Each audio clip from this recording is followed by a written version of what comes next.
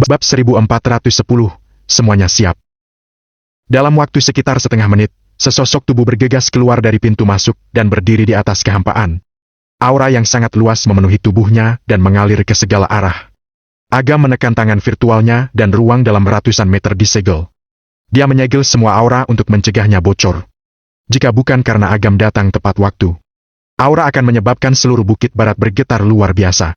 Pada saat itu, pasti akan menyebabkan kepanikan yang tidak perlu. Hanya dengan waktu satu batang rokok, napas Taufik tertahan. Saat berikutnya, sosoknya berubah menjadi bayangan dan muncul di depan Agam dalam sekejap mata. Alam kemuliaan tingkat 6, hahaha, keren! Taufik meremas tinjunya dan tulang tangannya berbunyi. Biceps yang menonjol menyembunyikan kekuatan yang menghancurkan. Sejak Taufik pensiun, dia tidak lagi memiliki harapan untuk meningkatkan kekuatannya. Bahkan kekuatannya mundur selangkah demi selangkah saat luka lamanya menyerang satu demi satu. Jika bukan karena beberapa waktu yang lalu ketika dia meraba-raba kesempatan untuk menerobos ke alam kemuliaan tingkat 5, dia pasti masih akan terjebak di batas tingkat 4. Namun, saat melihat ke belakang, dia sudah mencapai alam kemuliaan tingkat 6. Ini adalah tingkatan yang tidak berani dia pikirkan sebelumnya. Apalagi dia merasakan bahwa keadaannya benar-benar berbeda. Adapun dampak alam kemuliaan tingkat 7 tidak begitu jauh. Apa penghancur langit sudah memakannya dengan saksama? Agam bertanya sambil tersenyum. Tentu saja, hei. Dengan kekuatanku saat ini, tidak hanya sedikit lebih kuat dari sebelumnya. Aku bahkan bisa melawan petapa agung tingkat 7. Kata Taufik riang. Taufik sama seperti Gavin, dia bertempur di medan perang dan mendapatkan beberapa peningkatan kekuatan. Teknik tubuh sangat kuat dan memiliki dasar yang kuat. Satu-satunya kekurangan adalah metode kultivasi. Tentu saja, sedikit lebih serakah dan memiliki senjata. Selama mereka menebus kekurangan mereka, keuntungan mereka akan sangat jelas dibandingkan dengan kekuatan yang diwarisi dari klan tersembunyi. Para bajingan itu hampir mencapai tahap akhir. Aku rasa mereka akan bisa menerobos dalam waktu kurang dari sehari. Kurang lebih? Agam berpikir. Setelah semua anggota di bawah ini menyelesaikan transformasi mereka, mereka akan menjadi kekuatan pertempuran yang tak terukur untuk pasukan Hinata atau pasukan Raja Serigala. Di mana 108 senjata pembunuh besar disembunyikan olehmu? Aku tidak kekurangan apapun sekarang. Aku hanya kekurangan senjata pembunuh yang bisa kumanfaatkan. Dengan benda itu, aku bisa membunuh seorang petapa agung dengan tingkat yang sama. Senjata pembunuh besar semacam itu sudah ada selama ribuan tahun. Sudah berubah berapa banyak pemilik. Bukannya kalian yang memilih mereka, tapi mereka yang memilihmu. Mari kita tunggu sampai semuanya berakhir. Masuk akal. Taufik tidak buru-buru. Selanjutnya, para anggota akan membuat terobosan satu demi satu. Taufik sedang menjaga jurang gunung untuk mencegah aura bocor keluar. Dengan adanya Taufik di sini, Agam merasa lega. Ketika dia kembali ke villa, Vero sudah bangun dan sedang menyiapkan sarapan. Agam mengambil keuntungan dari celah, dia mendirikan banyak formasi di dekat villa. Pada pertempuran besok, tidak mungkin membawa kakak bersamanya. Dia harus sepenuhnya siap. Setelah beberapa hari terdiam, aura Biksu Ananda menjadi makin intens dan telah mencapai tahap penyelesaian akhir. Efisiensi Biksu Ananda dalam memahami kekuatan kebajikan dan mengintegrasikan alu penakluk iblis jauh melebihi perkiraan Agam. Bagaimanapun, dia adalah murid kesayangan Biksu Kasapa. Meskipun Biksu Ananda adalah yang paling lemah di antara para murid, tidak berarti dia memiliki bakat yang buruk. Sebaliknya, dalam hal tulang akar, dia bahkan melampaui Mahaguru Wirya. Namun, dia dirangsang dan berhenti berlatih kultivasi. Dia melakukan perjalanan di dunia manusia selama hampir 100 tahun, tetapi kekuatannya hampir tidak berubah. Ada kerugian dan keuntungan. Karena ini, Biksu Ananda memiliki kekuatan kebajikan yang sangat kuat. Sekarang, dia telah memperoleh kesempatan untuk menaklukkan alu penakluk iblis. Dia telah mengumpulkan banyak dan menghasilkan sedikit keberuntungan. Peningkatan kekuatan yang tiba-tiba hanyalah masalah keberuntungan. Diperkirakan tingkat kekuatan aura Biksu Ananda harus diselesaikan sebelum tengah malam ini. Semuanya siap. Saat makan, Hardi menelpon lagi. Klinik kita diperiksa. Agam mengerutkan kening. Karena apa? Ada masalah dengan formalitas. Apa kamu sudah memberitahu Jaol tentang hal ini? Agam mengerutkan kening. Dengan kekuatan sebesar itu, bagaimana mungkin keluarga Haryanti peduli dengan klinik medis kecil? Aku sudah mengerti. Setelah menutup telepon, Agam menghubungi Jaol. Dia menyuruh Jaol menggunakan beberapa sumber data untuk menggali orang-orang di balik semua ini. Kekuatan Jaol saja jelas tidak cukup, jadi dia bergabung dengan kekuatan lain dari Asosiasi Pedagang Indonesia. Ketika dia selesai sarapan, datang berita bahwa orang itu adalah Hilman. Hilman? Agam sangat bijaksana. Walaupun dia bermusuhan dengan Hilman, tidak perlu untuk menyerang klinik medis kecil di bawahnya. Mungkinkah itu? Cahya dan keluarga Pambudi ada di sana untuk insiden dunia terakhir kali. Kalau dipikir-pikir, 80% mungkin berkaitan dengan mereka. Hilman sedang mencarimu. Vero berjalan dengan teleponnya. Matanya yang indah menunjukkan sedikit kedinginan dan berkata, "Apa kamu ingin aku membantumu?" Vero juga bisa menggunakan sumber daya yang digunakan oleh Hilman. Bagaimanapun, mereka adalah saudara kandung. Keduanya berkonflik dan orang-orang di bawah tidak akan pernah berani terlibat. Dia datang berinisiatif membicarakan perdamaian denganku. Tidak perlu membuat keributan. Agam tersenyum dan mengambil ponsel itu. Terdengar tawa Hilman. "Agam, aku dengar kamu membuka klinik medis. Aku berencana meminta seseorang mengirim bunga untuk merayakannya pagi-pagi sekali. Tapi, aku dengar klinik medismu ditutup. Ada apa? Apa kamu ingin aku membantumu? Bagaimanapun, aku juga adalah pamanmu dan aku harus membantu keponakanku. Kamu benar-benar sudah cukup banyak omong kosong. Katakan apa yang ingin kamu lakukan," kata Agam. "Semua orang mengatakan bahwa kamu, penguasa neraka, memiliki keterampilan yang hebat dan membuka klinik medis juga untuk kepentingan orang-orang di ibu kota kekaisaran. Aku sangat mendukung hal ini. Tapi, beberapa orang berpikir bahwa kamu adalah pembohong dan mereka juga mencantumkan beberapa bukti untuk menutup klinik medis. Awalnya, aku tidak percaya, tapi karena pengaruh, aku hanya bisa melakukannya. Kecuali, kamu dapat membuktikan bahwa metode pengobatanmu lebih baik darinya. Kalau tidak, kamu tidak dapat membuka klinik medis di ibu kota kekaisaran." Setelah jeda, kata-kata Hilman penuh dengan drama dan ejekan. "Tentu saja, bukan apa-apa. Aku hanya bertanggung jawab untuk menyampaikan. Bagaimana? Apa kamu tertarik untuk menerima tantangan? Tidak tertarik?" Agam langsung menutup telepon. Dia lebih memilih melamun sehari daripada menerima permainan membosankan ini. "Ayah." Saat ini, Delia datang dengan sebuah buku catatan kecil yang di atasnya tertulis kata-kata indah dan belum dewasa. "Apa yang ditulis Delia?" Agam memeluk Delia untuk duduk di pangkuannya. Dia mengambil buku catatan itu dan melihat bahwa itu adalah buku harian yang ditulis oleh Delia. "Semalam, Delia mimpi ibu lagi. Ibu bilang kalau dia akan kembali lusa," sahut Delia dengan bahagia. "Ibu benar-benar mengatakan itu?" Agam terkejut. Delia bukanlah anak biasa. Dia mewarisi garis keturunan mereka berdua dan dia juga mendapatkan gelang 9 lubang yang sangat merangsang kemampuannya. Yang dia mimpikan seringkali benar. Ditambah dengan apa yang Mulan katakan padanya kemarin, 90% hal ini benar. "Ya." Delia mengangguk penuh semangat. Wajah kecilnya penuh keseriusan. Dia menunjuk buku catatan dan berkata, "Ibu berkata bahwa dia akan segera selesai menangani masalah yang ada dan membawa kakak untuk bertemu ayah. Dia juga meminta Delia untuk menyampaikan pada ayah. Apa yang ibu katakan?" Hati Agam bergerak. "Ibu bilang ayah harus makan tepat waktu, mandi sebelum tidur, dan ayah." Delia menghitung dengan cermat dengan jari kelingkingnya. Agam merasa tertekan dan arus hangat melonjak keluar dari dadanya. Gadis ini. Vero menutup mulutnya dan tertawa di samping. Pria ini butuh wanita untuk mengendalikannya. Saat itu, Jael menelepon dan seorang pejabat publik sudah pergi ke klinik. Jika tidak ada kekuatan lain yang ikut campur, Hardy pasti akan ditangkap dan Warman tidak akan bisa menahannya. "Aku tahu, aku akan pergi sebentar lagi." Dia harus mengurus klinik medis. Bagaimanapun, tidak ada yang bisa dilakukan hari ini. Dia akan tinggal di villa selama beberapa hari lagi. Dia harus keluar dan bersantai. Dengan penjagaan Biksu Ananda dan Taufik, Agam merasa lega. Cuaca di luar sangat dingin, jadi Delia mengenakan jaket dan hampir dibungkus menjadi bola. Barulah Agam merasa aman untuk membawa Delia keluar rumah. Bab 1411, menyelamatkan orang lain juga membantu diri sendiri. Dalam perjalanan, Agam menggendong Delia di satu tangan dan permen kapas yang dibeli di pinggir jalan di tangan lainnya. Di musim hujan, Agam masih berebut permen kapas dengan Delia. Delia yang merasa geli mengerutkan mulut kecilnya. Bibi dan paman di bus semua melemparkan tatapan angkuh. "Ayah, macam apa ini?" Bus berhenti di jalan tua. Berjalan selama beberapa menit, mereka sampai di depan klinik medis Pambudi di pinggir jalan. Nama klinik pertama yang didirikan oleh leluhur keluarga Pambudi adalah Klinik Medis Pambudi. Hardy menggunakan nama ini juga untuk melanjutkan bisnis keluarga leluhurnya. Tidak peduli bagaimana keluarga Pambudi memperlakukannya, dia juga tidak pernah melupakan keluarga Pambudi. Bagaimanapun, seseorang tidak boleh melupakan asal-usul. Keranjang bunga di gerbang klinik terhuyung-huyung dan gerbang disiram cat merah. Ada kata mati. Ada juga kata dokter yang tidak bermoral, pembunuhan demi uang. Masyarakat sekitar juga menyaksikan kesenangan.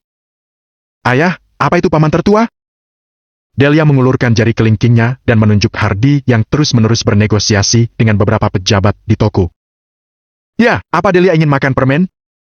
Agam melihat bahwa masih ada orang yang menjual permen di pinggir jalan, jadi dia tidak bisa menahan senyum dan bertanya. Ayah yang ingin memakannya, bukan? Delia mendengus dan bergumam. Kamu adalah pria dewasa, tapi kamu masih sangat menyukai permen. Agam tertawa. Dia membeli 2 permen dan memberikannya pada Delia. Dia menggendong Delia ke dalam toko. Master! Ketika Warman melihat Agam datang, dia dengan cepat mendekat dan berkata, seseorang membuat masalah. Dia memang tidak ingin kita membuka bisnis. Usir orang lain keluar dan buka seperti biasa. Kata Agam. Tapi, prosedur kita, formalitas sudah lengkap. Kalau sesuatu terjadi, ada aku di sini. Karena Agam telah mengatakannya, Warman tidak curiga dan mengusir semua pejabat di klinik medis keluar. Kalian tidak melalui semua formalitas, tapi berani mengusir para pejabat. Kalian melawan. Beberapa pejabat itu segera meminta dukungan. Agam sama sekali tidak peduli. Dia membawa Delia ke klinik. Hardy melihat Delia dan menjadi sedikit terkendali. Dia tidak berani menghadapinya secara langsung. Agam melirik lingkungan klinik dan bertanya. Hanya ada kalian berdua di klinik? Kalau sibuk, apa kalian bisa? Warman menjawab sambil tersenyum masam. Master, aku memang memiliki beberapa murid, tapi perilaku mereka, aku benar-benar tidak dapat menangani mereka. Oleh karena itu, hanya ada Hardy dan aku saat ini. Saat sibuk, aku akan memilih beberapa siswa lagi dari Universitas Kedokteran untuk membantu. Tidak cukup.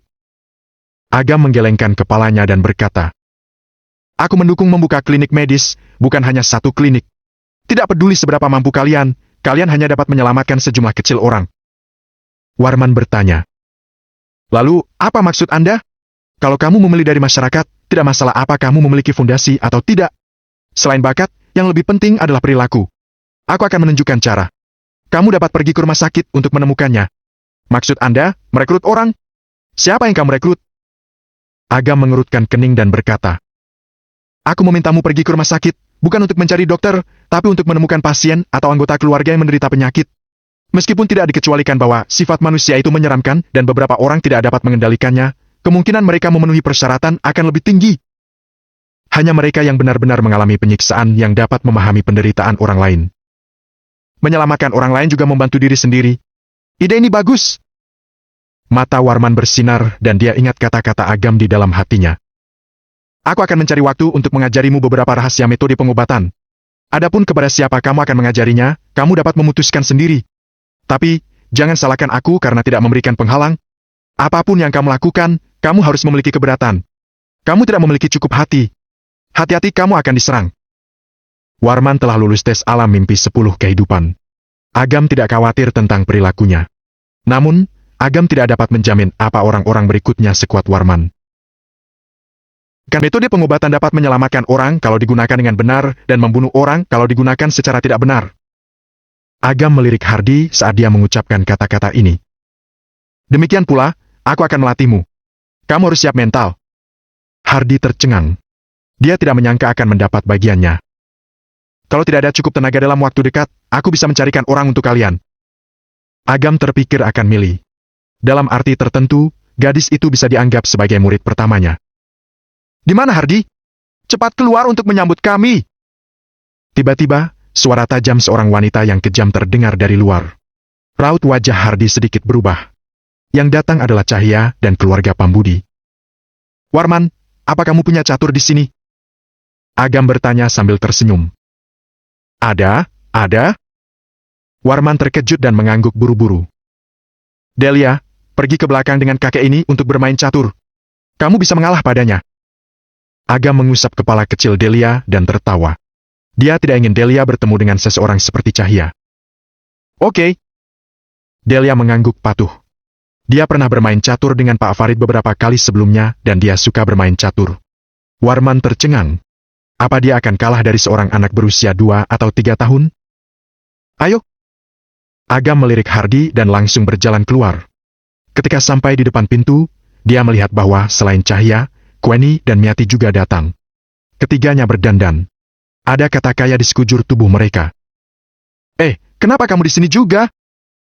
Cahya memandang Agam dari atas ke bawah, wajahnya penuh ejekan dan dia berkata, "Aku dengar bahwa klinik medis ini juga ada bagianmu, tapi aku tidak menyangka bahwa memang fakta. Agam, kamu benar-benar berani. Dengan metode pengobatanmu yang tidak seberapa, tidak masalah kalau kamu main-main di tempat kecil seperti kota primadona, kamu malah berani membuka klinik medis di ibu kota kekaisaran. Mungkinkah aku harus membuat laporan kepada kalian semua sebelum membuka klinik?" Agam berpura-pura terkejut dan bertanya, "Jangan jadi penjahat di sini." Raut wajah Cahya tenggelam. Mereka sudah mempelajari koneksi Agam di ibu kota kekaisaran ketika mereka berada di dunia besar. Membicarakan hal ini sekarang adalah meninju wajah mereka. "Hardy, apa kamu bersembunyi di belakang dan berpura-pura mati? Aku tidak melihatmu selama beberapa hari terakhir. Kamu benar-benar makin tidak berharga. Apa kamu hanyalah pengecut yang ditinggalkan oleh keluarga Pambudi?" Cahya tahu bahwa Agam tidak mudah ambil pusing dan dia tidak bisa dimanfaatkan, jadi dia mengalihkan ke Hardy. "Cahya, pernikahanku denganmu hanya tinggal nama saja. Sebelum menandatangani kontrak perceraian, aku juga berharap kamu tidak akan mengganggu hidupku lagi." Hardy berkata dengan kebencian di dadanya. "Aduh, baru saja membuka klinik medis kecil. Apa kamu sudah merasa hebat dan kamu berani bersikap arogan padaku?" Cahya mencibir dengan ekspresi dingin. Dia berbalik untuk mengutuk. "Kalaupun kita bercerai, kamu bahkan tidak mengenali ibumu." Miati membanting tongkatnya dan berkata, "Anak jahat, berlutut." Wajah Hardy berubah dan dia akhirnya berlutut. Bagaimanapun, Miati adalah ibunya. Penghinaan yang dibawa kepadanya hanya bisa ditanggung. Bab 1412, keramaian di depan pintu. Melihat Hardy berlutut, Cahya tersenyum dan Queenie tampak angkuh. Mereka melirik Agam. Tampak seperti mengatakan, "Lihatlah, seberapa hebat kamu melatih Hardy, bukankah dia tetap akan berlutut dengan satu kalimat?" Agam menutup mata dan bertanya dengan senyum tipis. "Untuk apa kalian bertiga datang ke sini? Apa tidak boleh berkunjung?" Miati mencibir. "Tidak boleh," jawab Agam samar. Miati menunjukkan raut wajah suram. Dia tidak menyangka Agam bahkan tidak memberikan wajah ini. "Bu, abaikan saja dia. Bukankah dia baru saja membuka klinik medis yang tidak berguna? Biarkan dia bangga sebentar." Cahya menepuk punggung Miati dan melirik Agam. "Benar, Nenek. Apa balai pengobatan kecil ini? Ukurannya kecil dan dekorasinya sangat buruk. Ini seperti klinik desa. Bahkan 1/10 dari milik kita dulu," kata Queenie. Hardy berkata, "Klinik medis bukanlah hotel. Tidak perlu terlalu mencolok. Hemat biaya agar bisa gunakan bahan obat yang lebih baik untuk pasien. Ini adalah tujuan membuka klinik medis. Kamu masih menghemat untuk pasien? Hardy, kamu benar-benar makin tidak berharga. Kamu tidak akan menghasilkan uang dengan membuka klinik medis. Kenapa kamu membuka klinik medis? Masih ingin melakukan hal-hal baik? Kenapa aku belum pernah melihatnya sebelumnya? Apa kamu berhati lembut?" Cahya mengejek. Hardy tersipu dan menjawab, "Di masa lalu, kemampuanku tidak cukup, tapi aku masih ingat instruksi leluhur yang mengatakan bahwa keturunan keluarga Pambudi harus memiliki hati yang berbelas kasih untuk..." "Hardy, apa maksudmu? Siapa yang sedang kamu ajari?" "Bu, lihat anakmu yang tidak berguna. Dia berkata seperti itu di depanmu. Bukankah dia sedang menghina Anda?" kata Cahya. Miati tidak tahan diprovokasi. Dia menunjuk Hardy dengan tongkatnya dan berkata dengan marah, "Kamu bajingan yang tidak berbakti. Aku adalah ibumu. Apa kamu sedang mengajari ibumu?" "Hardy," kata Cahya. Miati tidak tahan diprovokasi. Dia menunjuk Hardy dengan tongkatnya dan berkata dengan marah, "Kamu bajingan yang tidak berbakti. Aku adalah ibumu. Apa kamu sedang mengajari ibumu? Hardy, kamu benar-benar keterlaluan. Kamu bahkan berani memarahi ibumu." "Bu, aku memarahimu. Aku..." "Dia..." Miati menghantam tanah dengan tongkatnya dan terengah-engah. Hardy hanya bisa menekan amarahnya. Agam diam-diam menyaksikan kejadian itu. Dia sudah lama menduga bahwa Hardy akan ditahan oleh keluarga. Yang dilakukan Hardy adalah urusannya, Agam tidak akan terlibat. Miati perlahan menjadi tenang, lalu dia menatap Hardy dan berkata, "Aku tidak peduli klinik seperti apa yang kamu buka. Kalaupun kamu mati, itu tidak ada hubungannya denganku. Aku akan menganggap bahwa aku tidak punya anak sepertimu. Tapi, kamu harus mengubah nama klinik." Hardi tiba-tiba mendongak dan berkata, "Bu, aku akan menyetujui apapun yang kamu katakan, tapi tidak dengan mengubah nama klinik.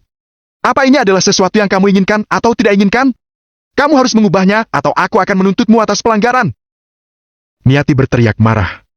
Hardi menunjukkan raut wajah sedih. Dia memberi nama ini tanpa niat menyimpang, hanya untuk menghidupkan kembali kemuliaan leluhur keluarga Pambudi. Dia mengabdi pada keluarga Pambudi, tetapi dia malah dianiaya dan dituduh melakukan pelanggaran oleh ibunya sendiri. "Bu, menurutku, jangan buang waktu lagi. Klinik medis yang jelek ini bisa dibuka atau tidak saja tidak pasti," kata Cahya terus terang. "Ya, hari ini masih hari pembukaan, tapi sudah disegel. Pintunya disiram cat. Ini benar-benar situasi yang indah." Queenie mengejek. "Makin seperti ini, nama klinik ini makin harus dilepas. Kalau tidak, bukankah itu menodai reputasi leluhur keluarga Pambudi?" Miati mencibir dan berkata, "Lihat, di depan pintu sangat sepi, gak ada seorang pun yang datang. Apa kamu masih ingin membuka bisnis ini?" Begitu suaranya terdengar, dia mendengar suara dari belakang. Jal dari keluarga Suhardi datang untuk merayakan pembukaan klinik medis Pambudi. Ketika mereka bertiga berbalik, mereka melihat Jal turun dari mobil dan memegang keranjang bunga dengan tangannya sendiri. Dia pun meminta anak buahnya membereskan keranjang bunga yang berantakan di depan pintu. Ketika dia meletakkan keranjang bunga, dia datang dan membungkuk pada Hardi. "Selamat, Tuan Hardi. Semoga usaha klinik medis Pambudi lancar dan berhasil." Cahya dan yang lainnya tercengang. Jika Hilman mencabut hak manajemen klinik medis Pambudi, bagaimana mungkin Jald masih berani datang dan memberi selamat? Beberapa orang di sekitar menonton dan menunjukkan wajah penuh ketidakpercayaan. Kepala keluarga Suhardi benar-benar datang secara pribadi untuk memberi selamat pada klinik medis kecil ini? Hardi buru-buru bangkit. Dia berjalan mendekat dan memegang tangan Jald. "Anda sangat baik, Pak Jald. Terima kasih karena bantuan Anda, klinik ini bisa dibuka. Anda jangan sungkan. Tolong jangan sapa saya dengan kata Anda. Panggil saja Jald." Jald buru-buru tertawa. Sejak insiden dunia besar, Jald mengetahui masa lalu Agam dan tahu bahwa pria di depannya adalah ayah mertua Agam. Tidak peduli seberapa berani dia tidak akan berani dihormati oleh Hardi.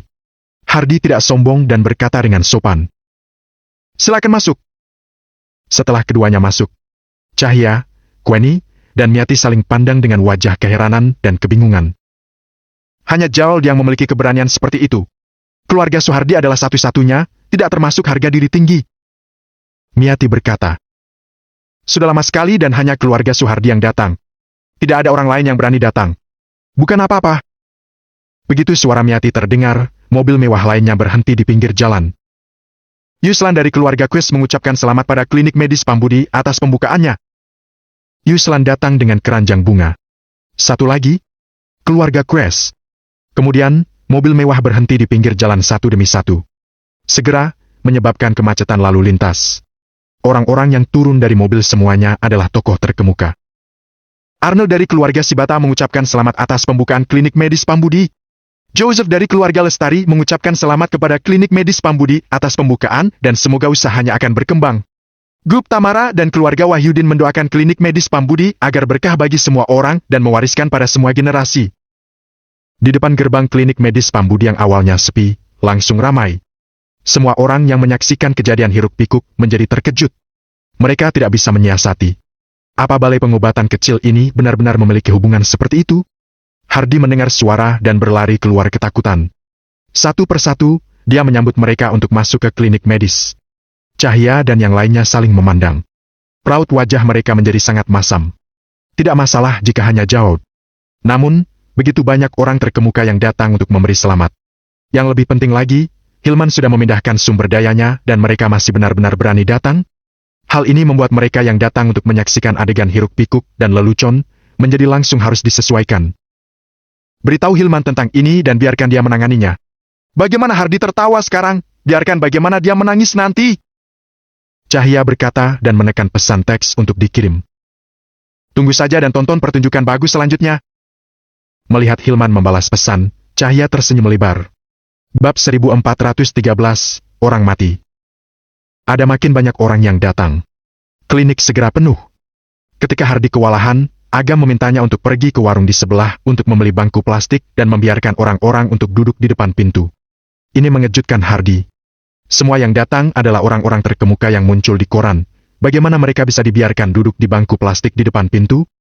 Namun, yang membuatnya makin tercengang baru terjadi. Begitu Agam mengatakan ini, orang-orang itu langsung pergi ke warung di sebelah untuk membeli semua bangku plastik dengan uang mereka sendiri. Mereka bergerak dan mengambil inisiatif untuk duduk di depan pintu. Mereka terlihat seperti anak SD yang sangat patuh. Tak lama kemudian, beberapa mobil dan anggota patroli datang. Cahya sangat gembira dan segera berkata, "Cepat, cepat! Mereka berani membuka klinik walaupun formalitas belum lengkap. Cepat tutup klinik ini!" Petugas yang turun memang datang untuk menutup klinik. Namun, ketika mereka melihat sekelompok orang yang duduk di depan pintu, mereka semua tercengang.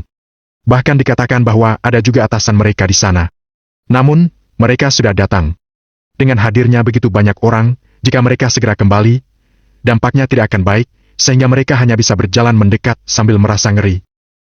"Kalian datang tepat waktu. Orang-orang ini menentang hukum." Sebelum Cahya bisa menyelesaikan kata-katanya, orang-orang ini diam-diam memasuki warung terdekat dan berpura-pura memeriksa formalitas. Tidak sampai 2 menit, mereka keluar dari pintu dan berbelok ke kiri seolah-olah tidak melihat klinik medis Pambudi. Mereka langsung naik ke mobil dan pergi. Agam merasa agak geli ketika dia melihat bahwa ekspresi marah 3 orang itu. Meskipun Hilman kaya akan sumber daya dan kuat, tidak ada seorang pun di ibu kota kekaisaran yang tidak berani memberinya wajah. Orang-orang ini juga tahu bahwa Agam memiliki hubungan yang baik dengan keluarga Haryanti. Dibandingkan dengan Agam, Hilman masih jauh lebih buruk. Ini terlihat di dunia besar. Jika Agam tidak datang, mereka tidak berani datang. Namun, ketika Agam datang ke tempat kejadian, mereka tidak ragu. Dor, dor, dor.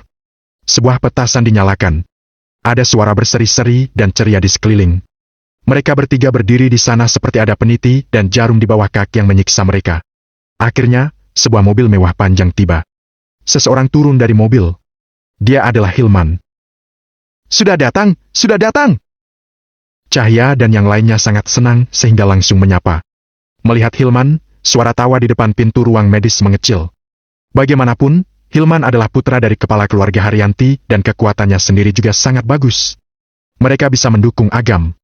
Namun, tidak ada yang berani terang-terangan melawan Hilman. "Tuan Hilman secara pribadi berkunjung. Keluar dan ucapkan selamat datang." Agam memanggil Hardi dan Warman untuk keluar. "Tuan Hilman." Warman melihat Hilman dan tahu bahwa Hilman memiliki niat tidak baik, dia menjadi gelisah. "Tuan Hilman." Hardi tidak mengenal Hilman. Dia pikir Hilman hanya orang lewat dan ikut menyapa. Hilman tidak menunjukkan ekspresi aneh sedikit pun. Sebaliknya, dia tersenyum dan berkata, "Jangan sungkan.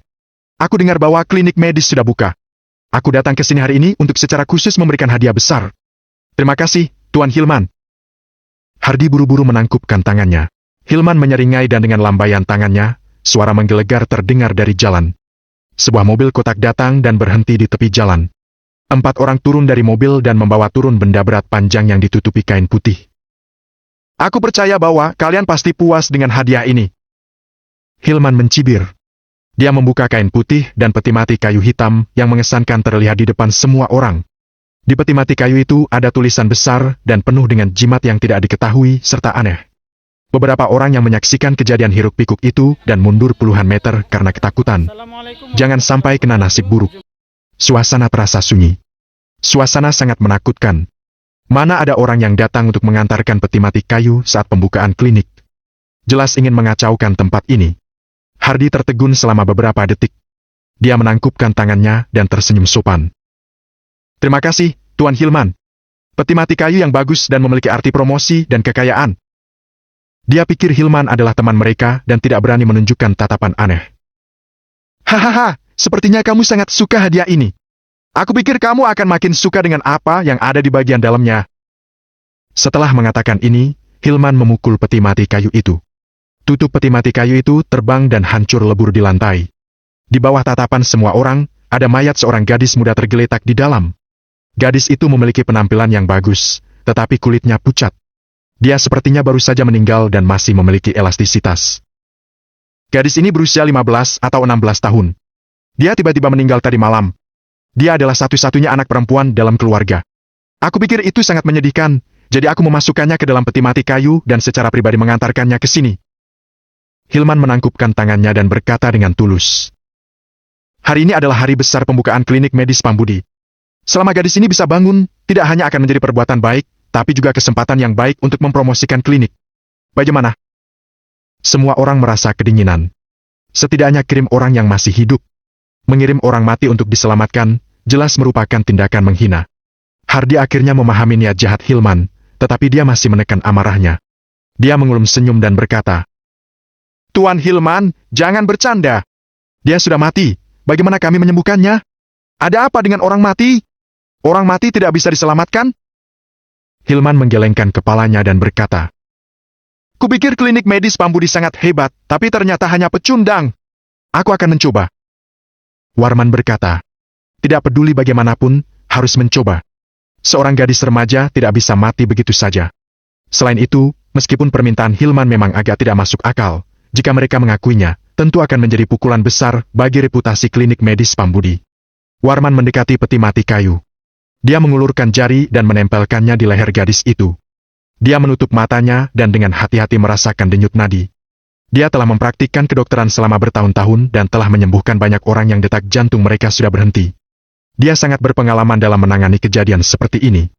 Namun, setelah beberapa menit, dia membuka matanya dan berkata dengan suara yang dalam, "Denyut nadi sudah berhenti dan energinya sudah tidak ada.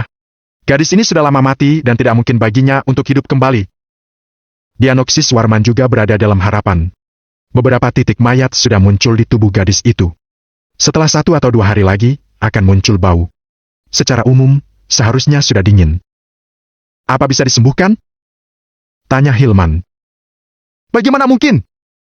Warman menggertakkan giginya. "Tidak ada yang tidak mungkin. Hanya karena kamu tidak bisa menyembuhkannya bukan berarti orang lain tidak bisa menyembuhkannya. Agam, kenapa kamu tidak mencoba?" Hilman tersenyum dan menatap Agam. Dalam sekejap, semua tatapan di sekitar jatuh pada Agam. Beberapa orang lain yang menyaksikan kejadian hiruk-pikuk tidak bisa tidak terlihat heran. Apa bocah ini tidak di sini untuk bersenang-senang? Apa dia juga seorang praktisi pengobatan medis? Agam tidak memusingkan Hilman. Sebaliknya, dia mempelajari gadis muda itu dengan cermat. Dia melihat beberapa petunjuk. Meskipun gadis muda itu sudah kehilangan napas, rohnya tidak tersebar dan napasnya tidak padam. Dia termasuk dalam orang mati yang masih hidup. Situasi ini lebih rumit dari pasien vegetatif. Terus terang, orang vegetatif dibagi menjadi 2 situasi. Entah otaknya tidak berjalan sehingga dia kehilangan kemampuan untuk bergerak dan tidak dapat menyampaikan informasi apapun ke dunia luar. Entah jiwanya hilang dan hanya menyisakan tubuh yang hidup. Tubuh gadis di peti mati kayu tidak rusak, jiwanya juga tidak hilang. Dia hanya ditelanjangi oleh kekuatan tertentu dan memutuskan hubungan antara jiwanya dan tubuhnya yang membuatnya sangat lemah seperti lampu di tengah hujan yang akan padam kapan saja. Melihat Agam tidak berbicara, mereka pikir dia takut. Hilman tersenyum makin lebar. "Kalau kamu tidak berani menyembuhkannya, tidak apa-apa. Cukup bersujud dan akui kesalahanmu. Bersumpah bahwa kamu tidak akan pernah membuka klinik medis lagi di masa depan dan masalah ini akan selesai. Tidak ada yang akan mempersulitmu atau apapun." Bab 1414, bersaing menyelamatkan orang. "Agam, aku ingat bahwa metode pengobatanmu cukup hebat. Kenapa kamu tidak mencobanya? Kalau kamu bisa menyelamatkannya, klinik medis Pambudi akan menjadi terkenal. Pada saat itu, bukankah kamu juga akan ikut terkenal?" Cahya berkata dengan terus terang. Dia mengucapkan kata-kata ini murni untuk menjebak Agam dan secara khusus menghina Agam. "Aku pikir kamu pasti punya cara untuk menyembuhkan gadis ini, bukan?" Cahya menambahkan. "Kamu benar." Agam berpaling dari peti mati kayu dan menatap wajah tertegun Cahya. "Aku memang bisa menyelamatkan gadis ini." Begitu dia mengatakan ini, sekitar menjadi sunyi. Bahkan mobil-mobil di jalanan menjadi sunyi. Para penonton memandang Agam dengan tatapan aneh. Orang mati ini masih bisa disembuhkan? Jaol dan Yuslan tahu kemampuan Agam, tetap bab 1414, bersaing menyelamatkan orang. "Agam, aku ingat bahwa metode pengobatanmu cukup hebat. Kenapa kamu tidak mencobanya? Kalau kamu bisa menyelamatkannya, klinik medis Pambudi akan menjadi terkenal. Pada saat itu, bukankah kamu juga akan ikut terkenal?" Cahya berkata dengan terus terang. Dia mengucapkan kata-kata ini murni untuk menjebak Agam dan secara khusus menghina Agam. "Aku pikir kamu pasti punya cara untuk menyembuhkan gadis ini, bukan?" Cahya menambahkan. "Kamu benar." Agam berpaling dari peti mati kayu dan menatap wajah tertegun Cahya. "Aku memang bisa menyelamatkan gadis ini." Begitu dia mengatakan ini, sekitar menjadi sunyi. Bahkan mobil-mobil di jalanan menjadi sunyi. Para penonton memandang Agam dengan tatapan aneh. Orang mati ini masih bisa disembuhkan? Zhao dan Yuslan tahu kemampuan Agam, tetapi mereka tidak bisa tidak merasa curiga saat ini. Mengirim orang mati memang sengaja mempersulit keadaan. Kalaupun Agam memiliki metode pengobatan yang luar biasa, kalaupun dia adalah dewa yang turun ke bumi, tidak mungkin untuk menghidupkan kembali orang yang sudah mati. Mereka tidak bisa tidak bertanya-tanya apa yang sedang Agam lakukan. Warman dianggap sebagai seseorang yang benar-benar memahami kemampuan Agam. Secara khusus, Agam sebelumnya mengizinkannya untuk merasakan lingkaran alam mimpi 10 kehidupan yang membuat dirinya mengagumi Agam. Dia sudah mengecap Agam sebagai keberadaan seperti makhluk abadi. Apalagi, dia tahu temperamen Agam. Karena jika Agam mengatakan bahwa bisa diselamatkan, pasti ada jalannya. Seketika, kegembiraan berkedip-kedip di matanya. Dia selalu ingin melihat Agam mengeluarkan metode pengobatannya. Adegan Gavin diselamatkan terakhir kali selalu ada di pikirannya. Sekarang, akhirnya ada kesempatan untuk menyaksikan keajaiban itu lagi. Dia memiliki firasat yang kuat. Jika dapat mengetahui 1%, bahkan 1/1000%, tidak akan terbatas untuk pencapaian di masa depan. Benar saja, pecundang tetaplah pecundang. Kalau kamu tidak menggerakkan otakmu, kamu akan terangsang dengan mudah. Miati mencibir di samping. Cahya memandang Agam dengan tatapan bodoh. Apa orang mati bisa diselamatkan? Hanya mimpi. Kamu pikir kamu siapa? Orang-orang sekte Lawarnu? Agam turun dan membuat Hilman cukup terkejut. Dia berpikir bahwa Agam akan menolak, mengubah topik pembicaraan, atau mengabaikannya. Bagus juga jika turun. Hanya dengan kesempatan ini, reputasi Agam hancur. Sebelumnya, kamu mengatakan di telepon bahwa seseorang ingin bersaing denganku. Di mana orang itu? Kenapa kamu tidak membawanya? Ini akan sesuai keinginanmu. Agam tertawa. Hilman menyipitkan mata dan menelepon. Tidak lama kemudian seorang pria datang dengan seorang asisten dokter. Tepatnya adalah Jaya. Sudah kuduga itu kamu, Jaya? Agam tertawa. Cahya dan yang lainnya terkejut, terutama Quen yang memandang Agam dengan wajah penuh keheranan. Bagaimana dia tahu tentang Jaya yang berinkarnasi? Melihat Hardy di belakang, merasa lega. Pasti sudah diberitahukan pada pecundang tak berguna ini.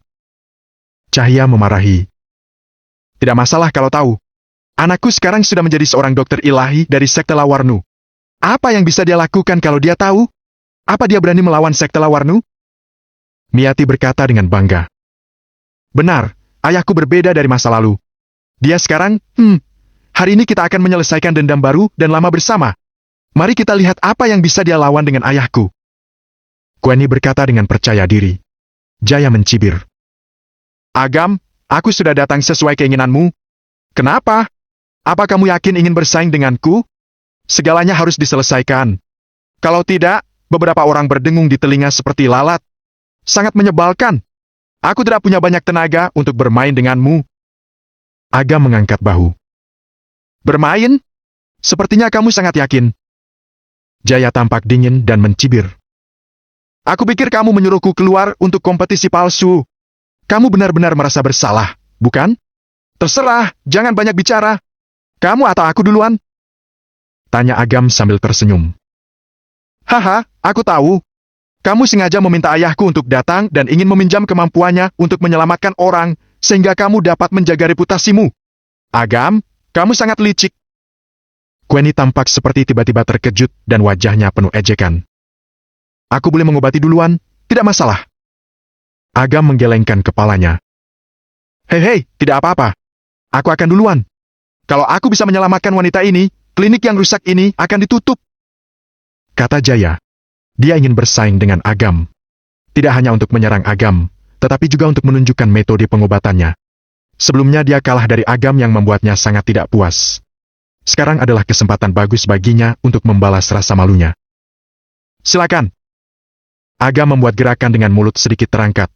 Namun, penampilannya telah menarik banyak kesalahpahaman orang. Klinik rusak macam apa ini? Sepertinya klinik medis Pambudi adalah sekelompok pembohong. Aku masih percaya bahwa dokter dewa itu nyata. Benar-benar tidak berperasaan. Ya, kalau dia memang mampu, kenapa dia tidak mengobatinya dulu? Ketika klinik dibuka pagi ini, aku masuk ke dalam untuk membeli obat. Harganya setengah kali lebih murah daripada tempat lain. Aku pikir aku bertemu dengan orang yang berhati nurani. Ternyata bohong. Aku pikir obatnya juga palsu. Lingkungan penuh dengan aib. Mendengarkan ejekan dan pelecehan di sekitarnya, Warman agak marah. Namun, melihat penampilan tenang Agam, dia pun menahannya. Agam membiarkan Jaya mengobati terlebih dahulu, pasti ada alasan baginya. Jika dilihat perlahan, jawabannya akan terungkap. Para keluarga gadis muda itu turun dari mobil lain. Meskipun mereka tidak percaya bahwa putri mereka akan selamat, mereka tetap meletakkan harapan. Jaya datang ke sisi peti mati kayu. Matanya menjadi jernih dan angin dingin bertiup melewati tubuhnya yang disertai dengan aroma obat samar yang menyebar. Semua orang yang mencium aroma obat terkejut dan menatap Jaya dengan kaget dan menyembah. Ini adalah keturunan abadi. Dokter ilahi, ini adalah sikap seorang dokter ilahi. Rambut Jaya bergerak sedikit dan seluruh tubuhnya memancarkan aura keabadian. Tiba-tiba, jari telunjuknya menyatu dengan jari tengahnya dan dengan lembut membalik di depannya. Dalam sekejap, jarum perak mengembun di udara dan bersinar terang di bawah sinar matahari. Dengan dorongan pelan, jarum perak menusuk gadis di peti mati kayu itu satu demi satu seperti bunga yang berserakan. Cahaya perak berkedip-kedip dan metode terapi akupunktur yang tampaknya tidak teratur mengandung semacam ritme yang indah. Gerakannya mengalir dan orang-orang yang menonton terpesona dan kagum. Pada saat yang sama, saat metode terapi akupunktur ditusukkan satu demi satu, tubuh gadis itu bergetar ringan dan melepaskan serangkaian gelombang serangan kekuatan spiritual dari tubuhnya yang menyebar dalam radius 100 meter. Kalaupun penglihatan terhalang, masih bisa melihat gadis di peti mati kayu. Adegan aneh ini membuat para penonton berseru keajaiban. Ini adalah... Warman tidak memiliki kesan baik sedikit pun untuk Jaya, tetapi dia juga dikejutkan oleh kejadian ajaib ini. Jika dia menutupi wajah Jaya, dia akan berpikir bahwa Agam sedang menusukkan jarum.